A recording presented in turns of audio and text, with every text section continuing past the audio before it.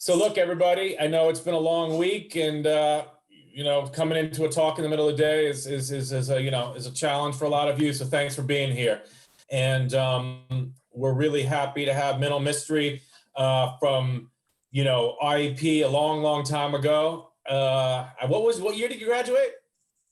2007, I think. 2007, yeah. So Yeah. you're like one of the old school alumni here. So Back this when is our yeah, name was this is- different even. Yeah, yeah, it's true. Right. Before the Middlebury entered the picture. Right. And Minal is working, doing some really great work in Oregon, been in this group there 5 years.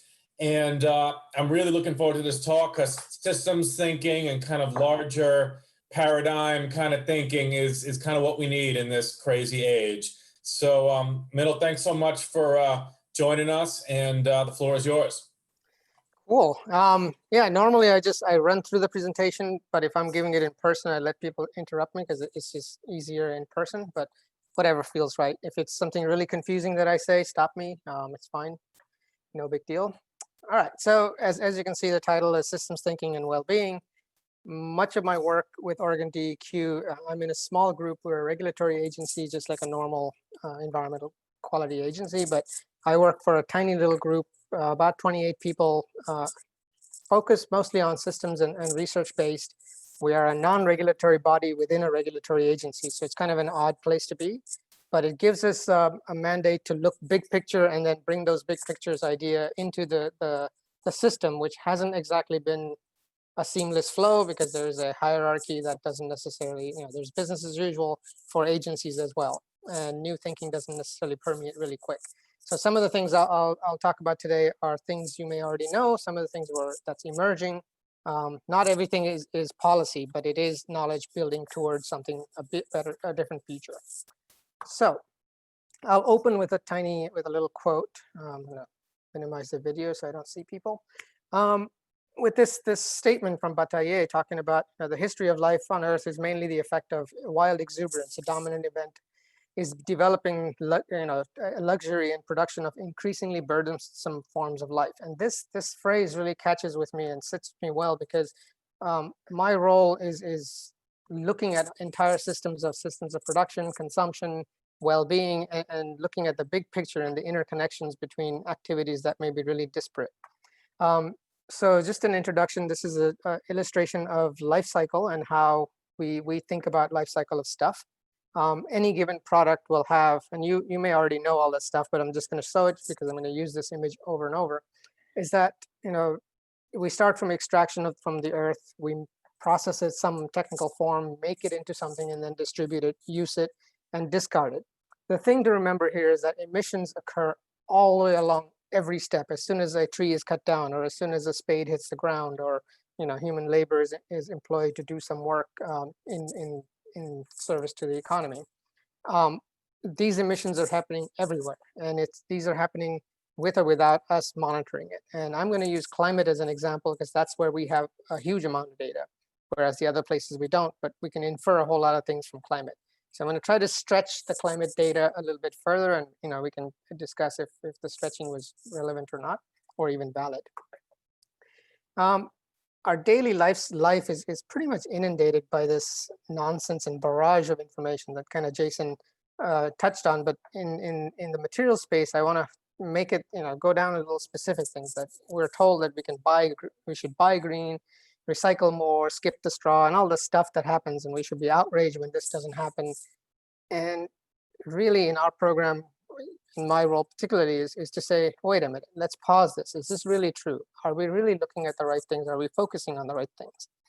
Because attributional work, things related to single attributes of positive or negative, has shown over time of not actually standing up to rigor when it comes to either environmental or social benefit. So part of this is because business as usual is built on this continuous drive towards growth. And it's a really basic model. It's a model that works. It's a model that works for administration after administration, regardless of what side of the story you might be sitting on. And it's really straightforward. It's this: is sell more stuff to more people, more often, for more money, and then repeat. That's how simple the machine is. But in that machine, there's a whole lot of complexity that doesn't favor well-being. It doesn't favor environmental stewardship. It doesn't favor human capacity growth.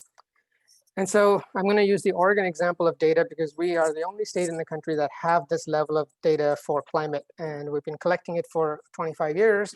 And I'll show the two different kinds of inventories that we collect and what can be gleaned from that information. And the path that's leading us to thinking of slightly different ways than what the prevailing systems might be. So first, imagine this circle being the climate burden or greenhouse gas emissions within the boundary of Oregon. So this is the geographic boundary.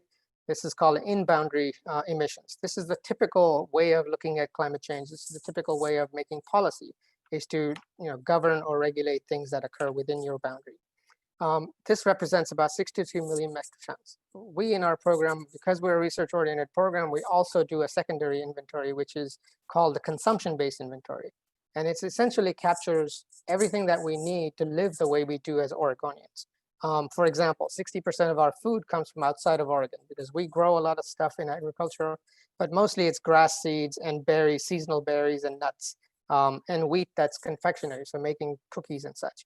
We can't really survive on that. So a whole lot of stuff comes from other states and other countries. And we want to be able to account for the distribution of carbon emissions and where is it occurring on our behalf. So having these two inventories allow us to see an overlap and allows us to see what's missing in the traditional way of thinking. And the traditional way of thinking is this smaller way of looking at it, what happens within our boundary. And in this is contained a whole lot of efficiency-driven work, like electrification for vehicles, investment in public transport, all sorts of investment in public goods, investments by companies and making capital equipment improvements and so forth. So all that is captured here. In the consumption base, that stuff is also occurring, but it may not exactly happen or parallel what we do here within our own states. So the same data also, and we'll come back to those charts in a little bit as the story evolves. The same data we can parse out in different ways to understand, well, where are the burdens falling? And what we find is when we parse out those data, we see that materials make up about 41% of the burdens, services make up 26%, and the rest is fuels and electricity. Now, this is a nice piece of information to understand because in conversations like circular economy or zero waste and so forth, there's a whole lot of focus or emphasis on talking about, well, if we just get rid of ownership and just move to a service model, well, things would be better. Well, that also is a questionable argument. It's a well-constructed thought exercise, but it's a very much optimistic approach because we can't separate materials from services. And so this is what our data really shows that clearly. And this is, again, this is not the kind of information that's available generally. We've been gathering data for a long time. And so what we can glean from here is services, things say automobile services. That's a service. But automobile themselves or parts and vehicles are materials. So you can't really separate them. Same thing with buildings. You can't just have construction services without the materials that go into construction. And those have effect directly on the planet. And so just saying, let's go to services is not sufficient. So this is the kind of information that helps us sort of evolve those conversations, if they're even valid in the first place. What else does it show us? It also shows us that when we look at the 2050 data or 2015 data, or any other year prior to that, we start seeing that much of the carbon burdens in Oregon are happening, 34% of them are happening within Oregon, but the rest, 66%, is outside the state. So in other states in the US and other countries as well, 22% in other countries.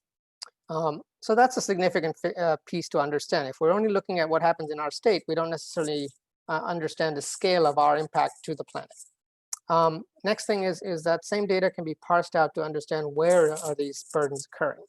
And we find that 80% of them are in households. So again, we're often fed the line that we have to choose green in order to be sustainable.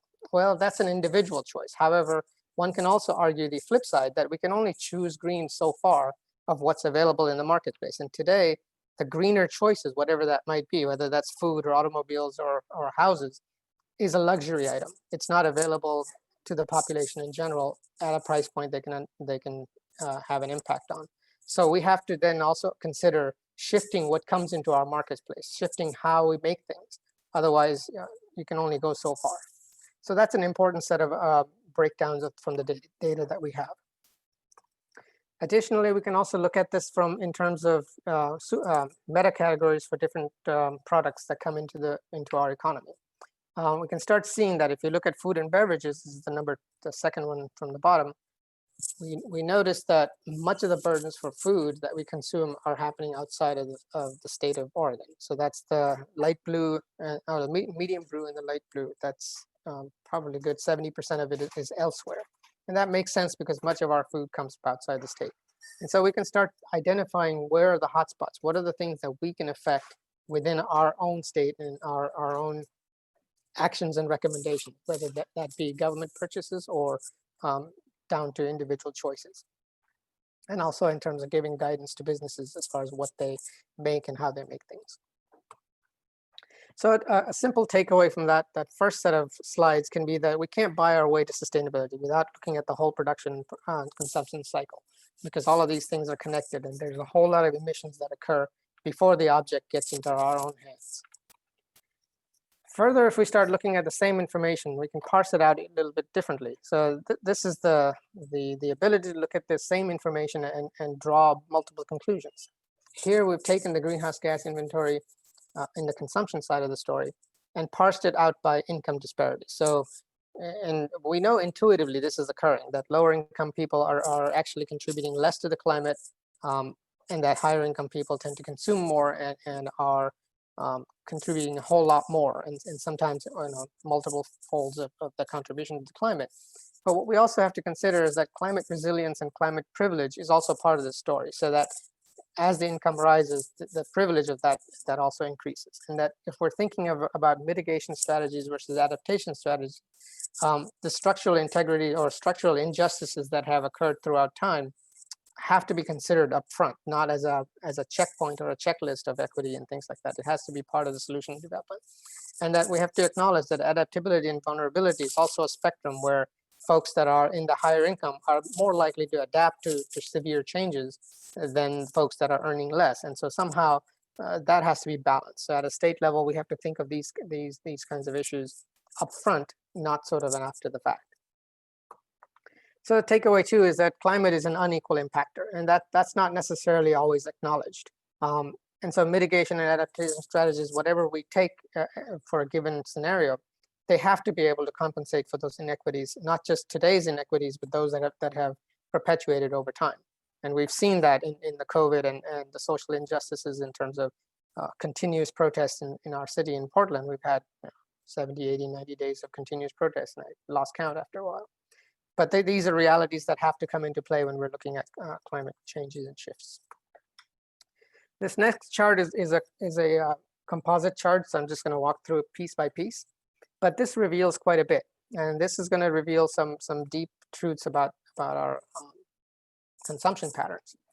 So this first chart, the way it's laid out is that orange line is our baseline for 2005. This is also just, all of these conversations are based on the consumption inventory. So 2010, we see a 2.4% drop in per capita final demand or real dollar demand. And that's partly because we're just coming out of the 2008 recession. In 5 years after that, the 2015 data show an increase of 17.4%. So as soon as the economy started chugging, people had their jobs back, the final demand in terms of per capita expenditure rises. So we might say, okay, what happened during in that time period for population? Well, the population of Oregon also grew by 5.8 and 10.7% respectively.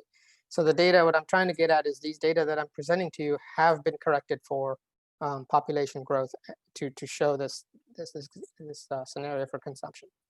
So by the time we get to and factor in population, you got the final demand in real dollars rising after the post recession about 3.2%. But as soon as the economy starts chugging, the final demand is up 30%. So consumption is just driving the system pretty fast. The next piece is a positive piece. So all of these, in a positive, in a climate sense, it's a negative chart, which shows that in pre or just after the recession of 2008, the carbon burden per dollar spent in the economy of Oregon had 2.4% less carbon burden than the previous time you measured it. But by 2015, that same dollar spent had 14.3% less carbon embodied in that dollar spent in the economy, which tells us that efficiency-driven work, so lighting changes and fleet management from our DEQ fleet went from gasoline-driven to hybrid cars to now we're moving towards electric. Investment in public transport, companies investing in capital equipment that improve material efficiency and energy efficiency and so forth. Solid waste management, improving recycling and so forth. All of that helps. So all those efficiency level work is really showing an improvement per dollar spent. And yet, when we combine all this information and look at consumption, the consumption in that same time frame grew 11.4%. So you might say, okay, so what? This is sort of that iPad example, affluence. When you have times of affluence, you have more demand and so forth. Well, so what? It really shows up when you start seeing it in a time series. I'm going to show the next chart is really looking at the time series from 1990 to 2015 and see what's occurring in our state. So there's three curves that are drawing here. So we'll just walk through it. The dotted line that's being drawn at the bottom is our state's goal, which is to be 90% of the 1990 sector-based emissions. The blue line that's evolving the curve is this in-boundary, or that's sector-based emissions of only the emissions that occur within the state or activities that occur within the state is counted there. It takes into account all the efficiency stuff that I mentioned, fleet management, recycling, capital equipment purchases, investment in public transport, and all this other stuff that we do. That's the part that showed a decrease per dollar spent in terms of embodied carbon. What we see in a trend of the 25-year span is that while efficiency is something that we're reasonably good at, we like focusing on it because it's transactional, it's specific act for a specific process, that curve is pretty much flatlined. It hasn't really been dropping very fast, and it hasn't really gone down to where we can meet our 1990 goal, which we're obviously not meeting. But the orange line is where I'm going to draw attention to. So the orange line is our consumption inventory, and that's been growing steadily. So it's expanded to 4x by the time 2015 came around in the time span we've been measuring it. And that requires a lot of data, so we only do that every 5 years. But essentially what it identifies is that efficiency work is not sufficient to really affect climate at the planet level. Number two is that consumption outstrips all resource and process efficiency. And those are important lessons that we glean from this data from a long time span. So I've already said this, but really, while efficiency helps individual actions and individual companies and does reduce impact per dollar spent, it does that incremental effort. It does not necessarily is not sufficient to do any kind of planet level diminishing of climate related emissions. So what else do we know about these connected processes of production and consumption? Part of it is also in the popular context. We tell abbreviated stories. So an example might be a product, an electronic product made in, say, Japan. The story might be something like, oh, components came from 4 countries and the 5th country assembled it. So we think in this example, specific example that I used, that the 4 countries were US, China, Japan, and Korea. So in the popular context, we might think that's the end of the story. But if we just dive in a little bit deeper, what we have is a substructure of fossil fuels, we have a substructure of mineral extraction, and we have a substructure of something amorphous and oftentimes altruistic or positive activity, recycling, as part of the system. But within that system, we fail to connect the dots in showing that recycling, while it's a virtuous activity, has generated a whole lot of human suffering and pollution havens across the world. And it goes to the lowest common denominator. Fossil fuel continues to be the climate driver. And similarly, mineral extraction is prone to conflicts and is prone to human rights violation. It's prone to all sorts of damage to the ecosystems and wildlife. And that's not really part of the story. It's not part of the language of how we talk about products. Number two is that's the same donut that we used earlier, is the 2015 chart. We know that 66% of our greenhouse gas burden is occurring somewhere else on our behalf. But it's not it's currently not in the construct of policymaking when policy is typically made for in-boundary emissions. So what occurs within the state of Oregon or whatever state you're talking about. It also means that when we have a hyper focus on climate and greenhouse gas emissions, that a whole lot of burdens are hidden away or passed off as externalities, even though we have a consciousness of, or some, at least people on this call will have the consciousness of knowing that this stuff occurs. It's not in our measurement, and as a result, it doesn't necessarily translate into policy. It doesn't necessarily translate into procurement policies for state and federal agencies. It certainly doesn't necessarily translate into our individual procurement or life well-being choices. And what it means for us here in Oregon TEQ is that many of the things that our own vision or our mission of the agency, which is to care about water quality, soil quality, and air quality, the very thing that we stand for here in our own state are the things that are being outsourced or externalized elsewhere on our behalf, at least some proportion of it. We can't directly say if it's going to be 66% of air quality, but there's a huge part of it embodied into the products that come through our economy. So that's an understanding and a statement of acknowledgement that this occurs, and we can't create policies until we start with this kind of acknowledgement, or at least looking at it in the open. It also matters because, you know, at the end of the day, why do we care about the climate? We care about it because it's a planetary pollution. It's a planetary effect, and it affects everything, whether it's just you or I or all living systems and living beings. And so these resilience levels factors are not necessarily factored into policy. So what I mean by resilience factors is we know that 4 of these planetary boundaries have already been breached. So that being genetic diversity, which is a euphemism for extinction, climate change, land change, and then emissions from industrial agriculture. Those are already topped off to what the planet can handle. 4 others are likely to be near, but it's just we don't have enough data. All intuition and all scientific knowledge is pointing towards we probably are breaching them. And then there's this one shining light of international cooperation, which is the ozone depletion.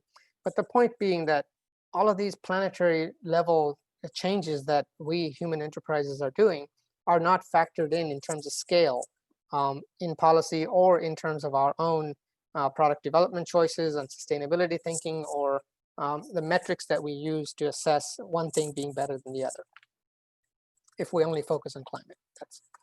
And it also means that when we look at from the consumption space, that orange line that's growing really fast, that while we focus on climate, we're also, our consumption, all the things that come into our marketplace are already coming preloaded with these other things, whether we acknowledge them or not. So things like fresh water being denied to local communities in favor of industry. Things like human dignity and human rights being squashed by intensive production. Things like, you know, the basics of culture, which is agriculture, culture being stripped from agriculture itself, and so on. And then the main driving force is that at the end of the day, whether we know it or not, our consumption is preloaded with extinction. And that's about as simple as it gets. But this is a clear acknowledgement on our part to understand, you know, how might we shift to a different system? How might we consider a system that accounts for this? And that's the role. It's kind of a privileged role to be in, to have that privilege and the time to think through some of these things and maybe make some positive contribution to what we measure and how we assess things that come into our marketplace. So takeaway number 4 is that consumer choice, you know, this is the thing that we're always told, that all you have to do is pick the right things, you know, eat vegetarian or go vegan or drive less. And, you know, I gave a talk last December about how far can we go with individual choice. And oftentimes we run into walls pretty quick because that's how far the system will let us go. That's the best things available. And most of the time, those best things are not available to the general populace. You know, you have to pay a premium for these things. And so the opaqueness of production systems really gives us false choices at the shelf. You know, whatever, if the shelf is an automobile, that may be different. Still, takeaway number 4 is that we can't separate, and we have to understand that the origin of resources really matter deeply to sustainability of materials. So, you know, when we talk about a product A being slightly better, 10% or whatever better in greenhouse gas than product B, or version A versus version B, that's insufficient, because the story of the origins really matter. That's where human dignity is being squashed. That's where people are suffering. That's where environment is left degraded to where the people can't barely eke out a life. Those things are not part of the construct of sustainability, at least in the industrial space. So just running along the same dialogue, and I'm sure I'm not saying anything new to you, but the drive, we're also trying to understand if we're talking about the scale, and if the scale of the situation is not part of our lexicon in measurement or in terms of policy development, where is this going? So this next set of data are not our data, but these are data I'm drawing from OECD to just understand how does that fit into what we know from our own data. First, we keep acknowledging the same thing, that business as usual mandates its continuous growth. And that mandate is that making more stuff or selling more stuff to more people more often for more money is the driving factor for this set of data that I'm showing in this slide. And that is that all material classes from metals, fossil fuels, biomass, and minerals are expected to double in terms of its demand by 2060. And this is relevant to us because we have a 2050 vision towards which we're driving for understanding what the new system might look like. And this is essentially to drive the growing of different sectors. And the argument you often hear from big ag or big chemicals is we have to feed the 9 billion people or the 10 billion people that are coming.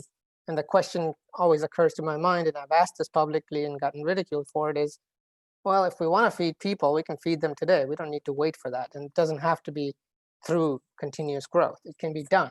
But it's because we hold this thing steady at that. So the next slide that I'm going to show is a little bit of a shocking slide, and it's intentionally made to be shocking. It's a combination of our data, the Global Footprint Network data, and this OECD number to just get to the point that the stakes are high, and the irresponsibility is and that combination of irresponsibility and high stakes really means three things. One is extinction, two is frayed social fabrics, and we're seeing that everywhere. And here, even in our so-called developed country, here in Portland, we've been seeing social injustice and protests for weeks and weeks and weeks. And then really we're getting to a diminishing of life forms, all life and well-being for all of them, including ourselves. So when you combine these kinds of data, whether we agree with this chart that I'm about to show you or not, the point is still relevant, is that the relationship that we have with our natural world on which we depend is quite abusive. So if we step back to 1950 or pre-50s, most countries from the planetary footprint perspective were living within their biotic capacity, or they haven't yet exceeded the biotic capacity of neighboring countries and so forth. So the Earth, for the most part, was thriving. Specific species may not be, but the planet itself was doing okay. Within the lifespan of 70 years, or lifespan of one person, 70 years, we have now, the Global Footprint Network estimates that we're drawing about 1.7 times that of the planet's ability. So we've gotten to a struggling planet. Now, if we take the OECD data, combine that with the GEQ trajectory of consumption, then within the next 40 years, we're predicting that the same Earth has to now work 3.5 times as much, with no rest, no recuperation, and no way of regeneration. So that's a recipe for dying. And an analogy might be, if you or your boss were to ask you to work 1.5 times more without any rest, could you do it? Probably for a little while. But now suddenly they say work 3.5 times more, you get no time off, no real nutrition, no food, nothing. Even if you get sick, you got to keep doing it. That's a recipe for dying for a human being as well. So this is the inevitability towards where we're headed in terms of data. So point number 6 is that overconsumption is a root driver of damage to living Earth and the social fabric. And part of that is because the foundation is unequal to begin with. And this always has been this way. We just fail to recognize that in our metrics. So what do we know about product management and recycling? I'm often told, well, you're just talking about carbon impacts, about materials, but all we have to do is recycle more. All we have to do is care about the stuff that we consume. If we care about it and we close the system and we have a closed loop, everything would be okay. So let's tease that out a little bit. First, that same life cycle loop, when we talk about product management, we typically abbreviate the life cycle to these 4 stages. So it's about reuse, repair, remanufacturing, and then recycling at the end of it. So closing the loop somehow is supposed to take care of the problem. Well, that would be so if consumption wasn't rising. And our data show that consumption is rising pretty rapidly, and by order, multiple folds. Plus, it doesn't also acknowledge that while the product is made, the emissions have already occurred. So there's a sunk cost.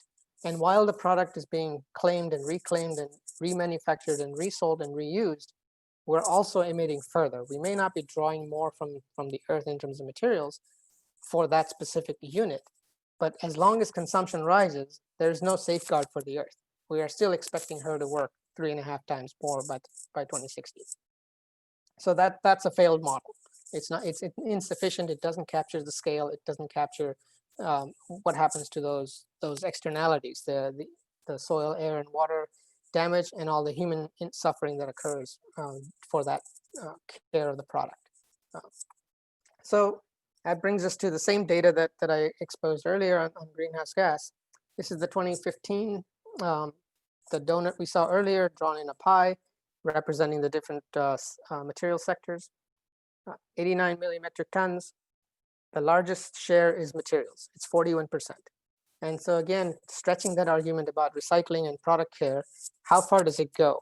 Currently, our state is about 41% recycling. So one of my colleagues said, okay, what if tomorrow we can go to 100% recycling? What happens then? Can we actually change the game by investing a whole lot of money on recycling? But first, there's a bunch of things that are in our way. First and foremost, we can't necessarily recycle everything because of thermodynamics problem. Materials degrade. Plus, we don't want to invest more energy into it than we actually recover. So those are the dynamics we're going to ignore for the time being. So what happens? First, we look at this material class and we say, okay, there's a problem. 14% of these materials are not even part of the game because they're outside the main waste stream.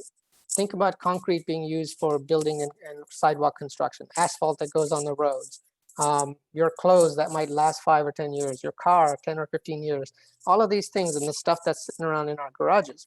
This stuff accumulates in our society. They don't necessarily represent, it's not represented in the solid waste stream as they flow from this year's consumption. And so 14% is out of the game. The next 24% of the emissions are bound to the life cycle, meaning all those bubbles that you saw in the life cycle loop, they've already been emitted. That's a sunk cost. It's been emitted. There's no way of recovering that by simply recovering the material. So that leaves us about 3% of actually being able to reduce carbon impacts or greenhouse gas impacts based solely on recycling. So all that energy that goes into recycling in terms of human power and the money that's dedicated by states and private funds and nonprofits and companies who want to show their greenness is really not going to change the game. This chart is not necessarily always taken very well. I'm not arguing that recycling shouldn't be done. It is a very active activity that's necessary, but it's insufficient to really the planet scale in terms of carbon, if we're just looking at this one metric.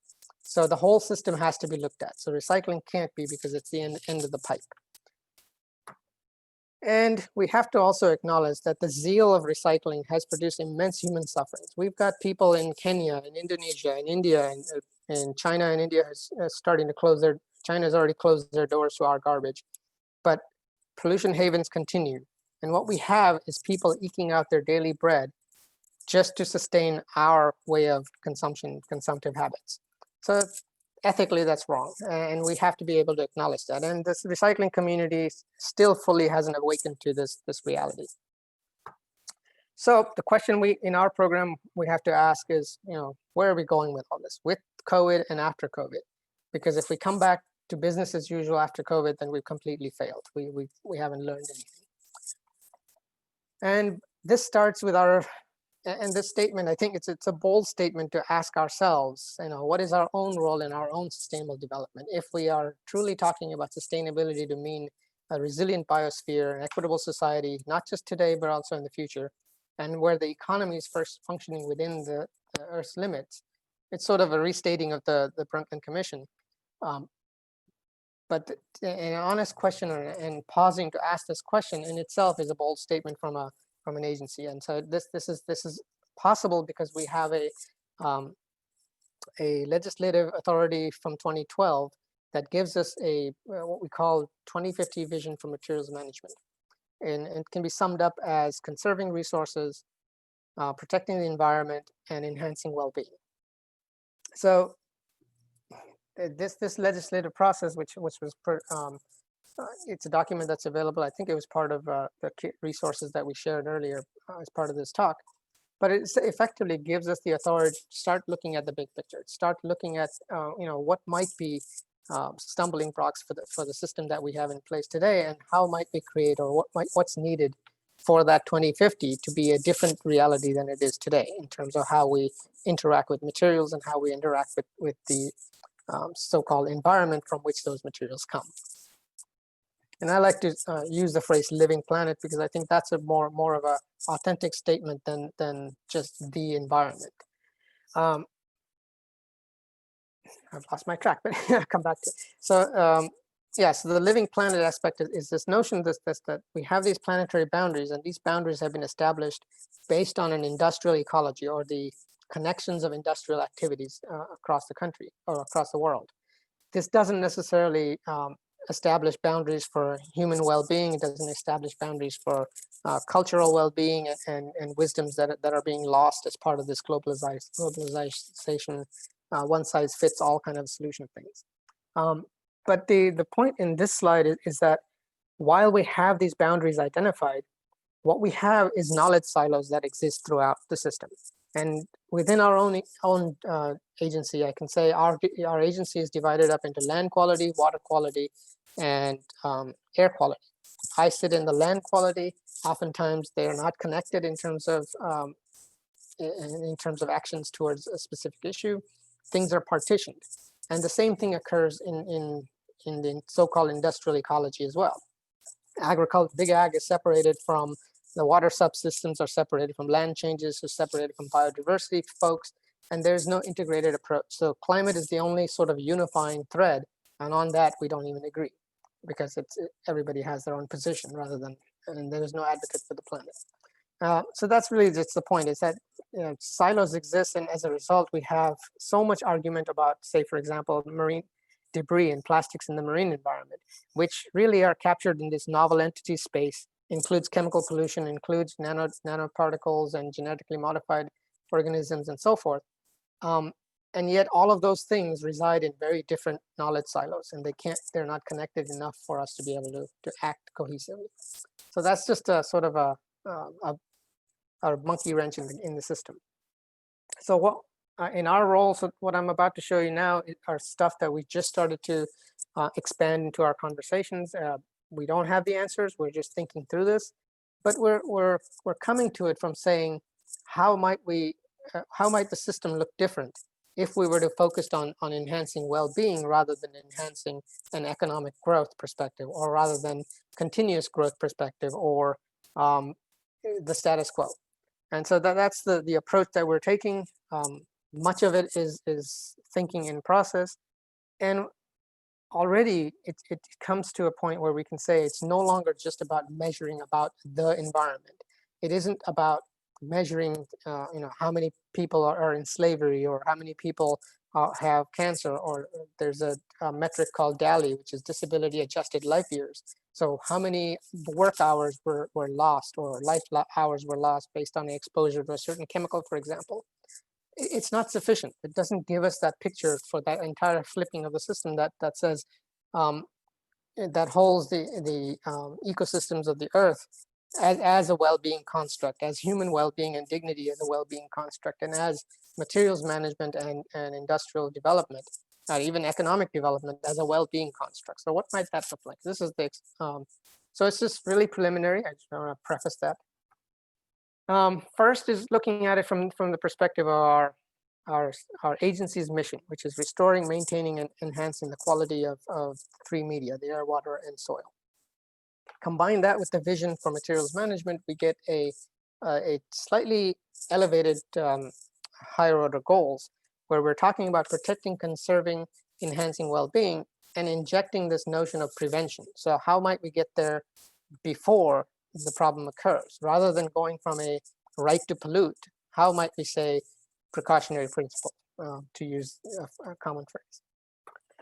So a simple reframing, and this itself, I think it's a bold statement to be able to reframe the problem from a non-traditional perspective, is to reframe environmental care from a well-being for people and Earth perspective by focusing on the connection. So rather than just focusing on greenhouse gas as an impact category, understanding where in the supply chain, where in the network of connections is greenhouse gas coming from, and how might we affect that? Similarly, if we're looking at human well-being, where are the hotspots for human misery, where human rights are squashed, and so forth. So I borrowed this image that many of you have probably seen from Kate Rayworth. It's a good image because it connects both the planetary boundaries and the social foundation and the SDGs, which I have intentionally left out in this conversation, resides in the center for the human development aspect, and tries to contain the story within a social foundation and an ecological ceiling. So earlier I said 4 of those planetary boundaries have crossed over the ecological ceiling. They're identified here as climate change, biodiversity, land use, and or land changes, and agricultural emissions. So mapping this out for our mission and vision, first we look at the social value. So all the gender equality, the political voice, the healthcare, housing, water, food, the basic foundation of society, we have strong alignment, both from the vision perspective and the mission perspective at DEQ. From the DEQ's own mandate, we have direct influence on air quality, water quality, and chemical pollution, certain chemical pollutions, and then ozone depletion. So we have pretty strong alignment there in terms of addressing some of these big issues that are part of this framing of a well-being oriented approach, or a human-centric approach, rather than an economic development approach. And then lastly, if we take our own materials vision, we have we're evolving this body of work. And that's why we left it as moderate indirect influence, because we're not engaged in direct climate change until recently, and talking about why consumption is something that's necessary to include in the climate policy construct. We're starting to work in the food space and the housing space, and then although our body of work is 5 to 6 years old, it isn't at a point of scale to really influence change at the level we need. But it's a work in progress by identifying a systems level issues. And then lastly, if we're looking at the entire planet level measurement, by adding the vision and adding that research approach that we're taking in our own program, allows us direct connection to these starred items that we currently don't measure, but we can, and we have been measuring it for the research we do within our own section. So this shows that our well-being framing is pretty well aligned with a human-centric SDG approach, as well as the planetary boundaries approach, and existing economic theories. What we don't have is the willingness to act and a consensus to act in one direction. So the argument is also about not just changing, we hear a lot about changing the lenses and the perspectives. What we're talking about is changing the camera itself. So going from a pinhole camera, which if anyone remembers or recalls, it's like a shoebox with a hole in it and a film in it. What you get is an image. What you get is what you get. There's no way of focusing on details. There's no way of zooming out to see something different. So you can't change the lens, you can't change the perspective. And so that's essentially what we're asking ourselves to do, and asking our colleagues and others and folks like you when we talk outwards, to say, it isn't just about changing the lens and the perspective, it's changing the gizmo that allows you the lens and the perspective and the picture. So if we take the existing structure of a hedonic approach, the business as usual, where economy is central, people become inputs, Earth become inputs, and pollution is just part of the game, to shifting to something different. And I was saying earlier before the call started that in this construct, when I got hit by a car on my bike, the bike was damaged. I didn't have to go to the hospital, but had I needed to, all of the things that would have entailed in there, me going to the hospital, the bike being repaired, new parts being installed, all of that is a positive for the economy. There's no way for us to measure or differentiate the other approach that we were looking at, which is the eudaimonic approach, or looking at it from the well-being perspective, where the big thing, the thing that supports us, the planet, comes first. Cultural diversity, human dignity, and the equitable economy is down at the bottom. And in this approach, my suffering for 4 or 5 weeks of bruised ribs would not have been an economic tick. So the argument here is also that the first order actions that we've been employing cannot produce a second order change. And it's sort of a rethinking of sort of the same mindset can't give you the solution that created the problem. In that we've been addressing symptomatic approaches and hoping that it affects the planetary scale, and it can't do that because those things are not meant to do that. The incentive structure is different. And so this is just, again, sample only. It's a sort of an early stage in talking. We're not talking about getting rid of GDP. We're talking about going beyond GDP, because GDP tells you very little things about human dignity. It doesn't tell you anything about cultural diversity or planetary resilience, but it does tell you about the economic activity. So it's useful in its own place. But we're asking, or we're exploring, expanding those metrics. And these are just metrics that we pulled out from things that already exist. I don't know where our work is going towards. We may end up proposing a different set of metrics. It's entirely possible. We have quite a few measurement specialists in our group that are able to work through this, and our expanded network is quite large. But the idea here is to start thinking about livelihoods and well-being and happiness and human development indexes and valuing cultural wisdom and language wisdom that's lost. The attribution of LCIA categories, that's a technical term, but it's essentially looking at the planet scale measurement that I just mentioned. And to factor in that the boundary that the planet is really dealing with, because those are real things, just as real as our heartbeat or our blood pressure and cholesterol levels and things like that. Those boundaries are real. So that's basically what I've got to offer in terms of where we're headed. I don't know what the outcome is going to be, but it's a privileged position to be able to think through these things, and I have work with a really great group of people, and it's quite blessed to be doing this. That's me. I'm happy to sort of take questions now or follow up and have conversations later on, whatever works. Yeah, Hey, thanks so much, Minal. That was awesome. Rachel, do you want to kind of manage the questions? I'll probably have one there, but maybe let others go first. Yeah, go ahead, because everyone, you can indicate you have a question in the chat and then unmute yourselves. Just we'll use the chat to kind of keep it in orderly fashion. But there's go ahead, Jason, and we'll. Okay. Yeah. So Minal, I think most people in the IEP program probably share your assessment that this kind of the system is kind of corrupted and leading to these unsustainable outcomes, and tweaking it incrementally is not sufficient, but it seems so daunting, right, to change this economic system that's really been in effect, if you include all these eras of colonialism and industrialization, many centuries, maybe even millennia, right? So where do we start? Like, obviously your organization, your agency is starting to think, but somebody talk to someone who's 25 and says, all right, the system's corrupt, but you're embedded in this. Where do you start in trying to redo a new system? How do you make this practical? Yeah, so this is obviously a huge question, but a whole lot of my time is also dedicated to something called what we call capacity building. So I spent a lot of time taking these ideas to universities, and sort of pedagogy is a problem in itself, right? If you go back to 2007 when I was at MIS, I did the double IEP and the business degree, whatever it's called, MBA. That's how useful it's been. Nonetheless, they were promoting this notion of globalization, and just as a biologist, I had a reaction that was not part of the way it was taught, and that you can't have a system that is predominantly a taking system. And from our side, we spend a lot of time trying to influence folks that are breaking through biases. And I find that biases are central issues for us. Both as a researcher, we tend to focus on the things that the prevailing noise is forcing us towards. And we just happen to be in a very lucky spot where we can research things that doesn't matter if the prevailing noise is affecting us, because we're self-funded. So we've broken that barrier.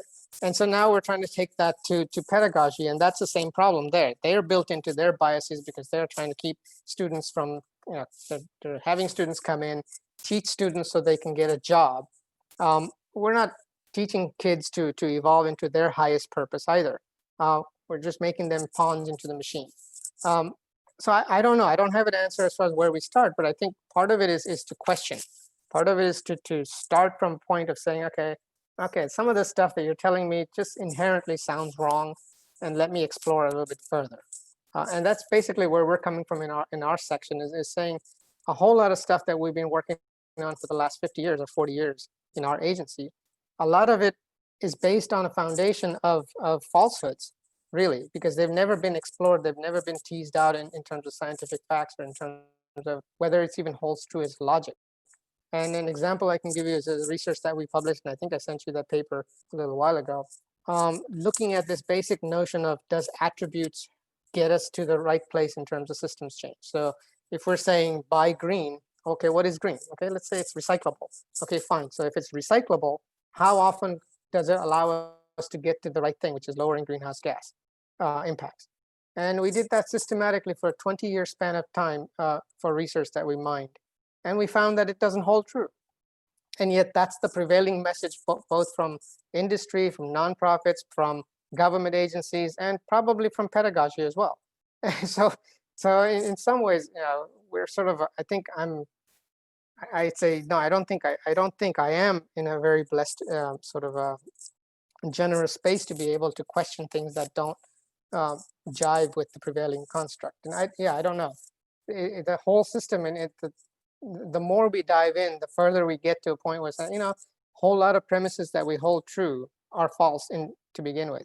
There's no foundation for them, but because they've been going on for 40, 50 years, we hold them as truths and we don't question them. And I think that's, it's an insufficient answer to your question, but that's where we are. We're just diving into things. And I like to say we're in the business of myth busting. Yeah, it's okay that you done, you know, come up with a solution for global capitalism. Don't worry about it. I wasn't, I wasn't expecting that.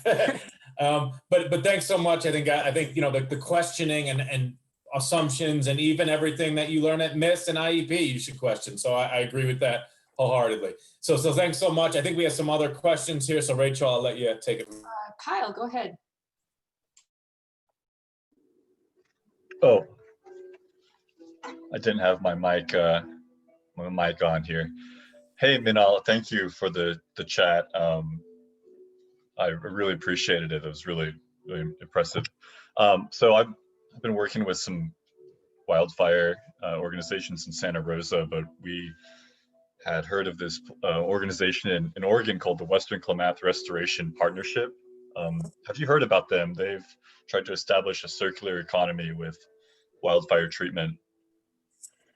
No, I haven't. I'm not that close. I'm sure my colleagues who work on fire issues probably have heard of it, but I know I'm quite familiar with circular economy. I've been quite a not an advocate, but a sort of not necessarily antagonistic, but I've been critical about circular economy quite a bit vocally. Do you have some idea, maybe some experience that you can lend about some of the things that you find positive and negative about the circular economy idea? Indeed, I mean that could be a 3-4 hour discussion, but in general, the concept of circularity is devoid of the laws of thermodynamics. Mm-hmm. It's devoid of actual measurement that matter. And generally speaking, it is because it is focusing entirely on the economy, it still counts human misery as a positive tick. It still counts as plunder from the planet as a positive tick. It still relies on consumption as a base model. So there's my 2-minute critique. But we can dive into each of those things first. Of course, I mean, at least it's kind of a novel idea. But yeah, you're right. I mean, we still have this problem of consuming. Oh, we still have a problem with thermodynamics. I think that's a fundamental thing. And if the other thing is not acknowledged in circular economy is that biodiversity is a very clean thing to say. Extinction is not.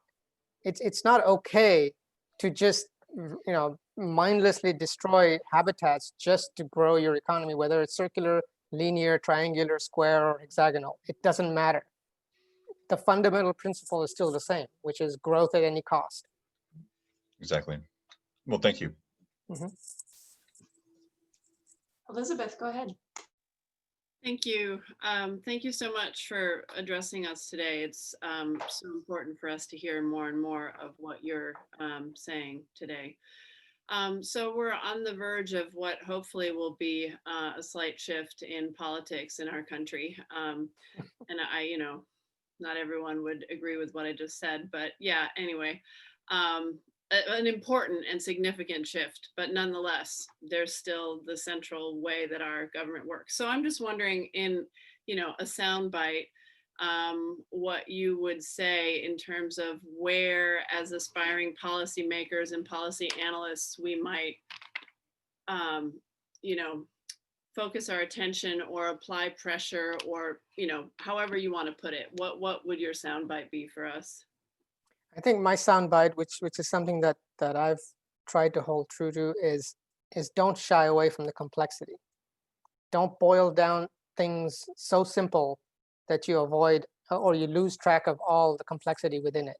I find that when I invite people into the complexity and show the connections, that it makes a more meaningful conversation, and that conversation can lead to things. Like, an example I can give you is, I gave a presentation in an audience 3 years ago in California, where there was somebody in the second row that kept shaking her head, and I didn't know why. So I actually stopped presenting and I said, "Are you okay? Are you just not in agreement with anything I'm saying?" And the person said, "Well, I doubt everything that you're saying." 2 years later, a year and a half later, that same person, amazingly, called me back and saying, "I heard you talk again, and you touched on the same topic for 10 minutes, and I find myself in agreement with you." So it took her that long, this person that long, to see the connections. But I think if you shy away from the complexity of things and you just say climate change, you got to do this, this, and this, it's not enough for there's so many hidden blindness in our everyday, 128 character lifestyle, that we have to engage people in the details. And if we can't engage them in the details, then it just becomes a soundbite. And that's what we're facing right now. Everything is about a soundbite, and nobody's having a meaningful conversation. So that's one takeaway I'd give you, if that's of any value. Yeah, no, I think that's really important, because I think you're absolutely right. Complexity is at the root of why more people are not understanding in a bigger picture way, right? And our attempt to moralize and educate and all of these ways that we've been trying to get to change sometimes aren't embracing complexity. So yeah, thank you so much for that. All right, well, I think we're kind of right at the 1:30 mark here, so I think that's perfect. Minal, there's dinner on me when we do see each other in person. It was great to see you, like the beard. You've given us a lot to think about here. So thank you so much, and keep up the great work. Cool. I'd like to stay connected if we can. I think we got a bunch of new papers that'll come out probably next year that I'll pass on to Jason, and you guys can share it through him. Yeah, Awesome. thank you. We'd love to keep connected to this work. This is amazing work. The fact that it's in the state charter, that you're able to do this work, that Oregon as a state is thinking about these things, that's amazing. And that's very, very hopeful. Yeah, and in a really short amount of time, we've gone from 7 people when I started there, about 9 people, to 27 people. So this is hopefully it's serious, and we are still self-funded. So we'll see. We'll see how long that is. Well, thanks again. Good to see you guys. Good to see you. All right, man. Stay safe. Take care. You guys too. Bye. Bye. Bye-bye.